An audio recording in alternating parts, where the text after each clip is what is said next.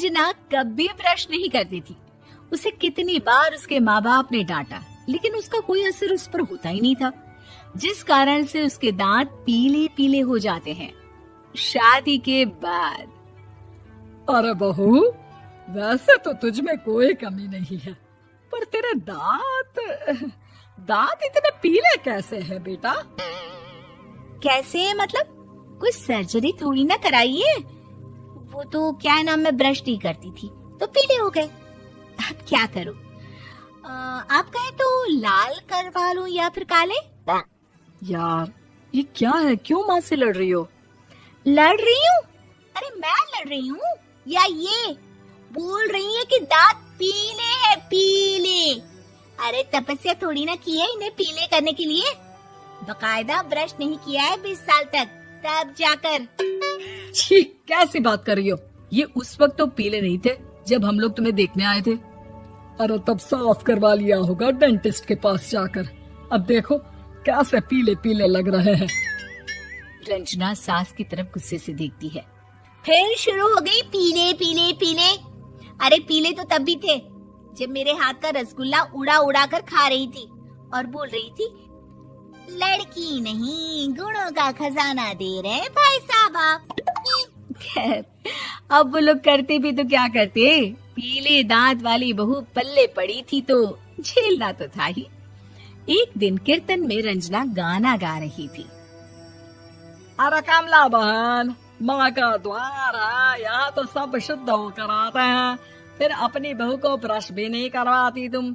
दूर से पीले पीले दांत भक्ति में बाधा उत्पन्न कर रहे हैं। अरे कोई 2 साल के बच्ची थोड़ी ना लेकर आई हूँ मैं बहू बनाकर। अच्छी खासी लड़की है, अरे कैसे करवाऊं ब्रश? ये तो उसे खुद करना चाहिए ना। अब माँ बाप तो इसके जैसे तैसे निपटा दिए, ये नहीं सोचा कि सास कैसे संभालेगी। सास बहू को लेकर घर आ जाती है, लेकिन सोच लेती है कि अब इसे लेकर कहीं नहीं जाएगी। अगले रोज बहू कहती है, अरे क्या हो गया, मंदिर नहीं जाना क्या? कीर्तन का वक्त हो रहा है। मेरी मधुर वाणी से कान्हा जी जागते हैं और सोते हैं। आप तो जानती है ना उनकी भक्ति में कितना मन लगता है मेरा। वो क्या है ना, तबीयत ठीक नहीं लग रही है मेरी, आराम करूंगी मैं। तबीयत ठीक नहीं लग रही? अभी तो मिथुन के गाने पर नाच रही थी आप, और अब बोल रही है कि तबीयत ठीक नहीं लग रही। अरे भक्ति में मन लगा लो सासू माँ, ऊपर जाना है, क्या मुंह दिखाओगी आप? हाँ? सास को बहू की बात पर गुस्सा आ जाता है। मैं क्या मुंह दिखाऊंगी, इसकी चिंता तो ना कर, समझी? अपने मुंह की चिंता कर, जो ये पीले पीले दांत लेकर हर जगह पहुंच जाती है। पता है लोग कितना मजाक बनाते हैं। ना जी ना, मैं नहीं जाना कहीं तेरे साथ।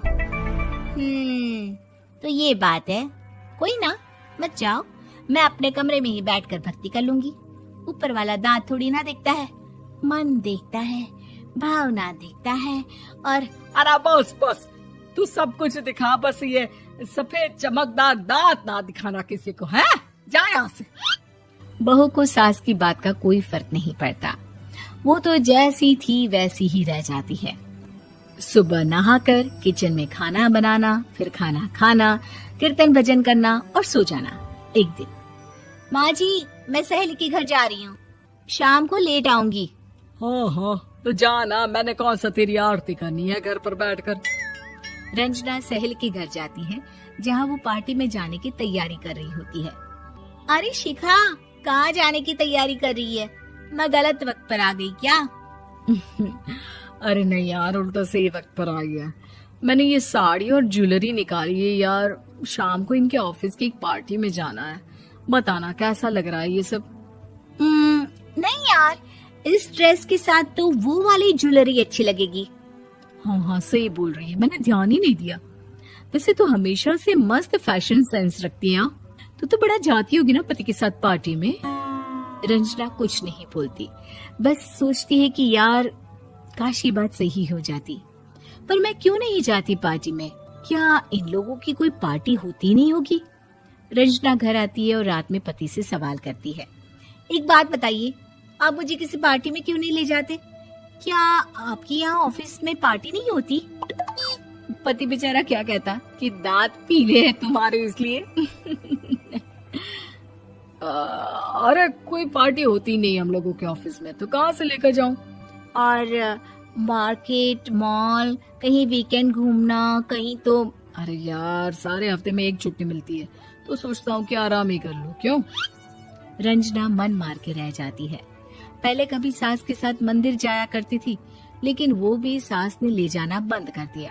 घर बैठी बैठी रंजना बोर हो जाती है। तभी उसे आइडिया आता है और वो मायके जाने का सोचती है।